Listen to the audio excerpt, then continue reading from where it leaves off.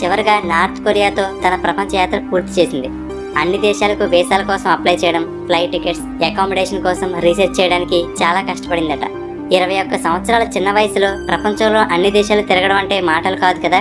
అందుకే ఈమెకు youngest person to travel to all sovereign countries గా గిన్నిస్ బుక్ రికార్డు దక్కింది.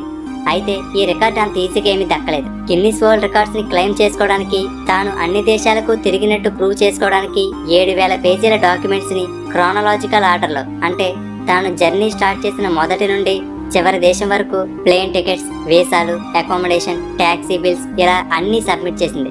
అంతా చెక్ చేసిన తర్వాతే గిన్నిస్ రికార్డ్ దక్కింది. అయితే ప్రపంచంలో ఇన్ని దేశాలు తిరిగిన తనకి బాగా ఇష్టమైన దేశం ఏంటి అని అడిగితే ఏ దేశం పేరు చెప్పిందో గెస్ చేయగలరా? పాకిస్తాన్. కొన్ని ఆఫీసులలో కానీ, వెరిఫికేషన్ చేసే ప్లేస్లలో కానీ బయోమెట్రిక్ సిస్టమ్ ఉంటుంది. అక్కడ మన ఫింగర్ ప్రింట్ ని స్కాన్ చేస్తారు.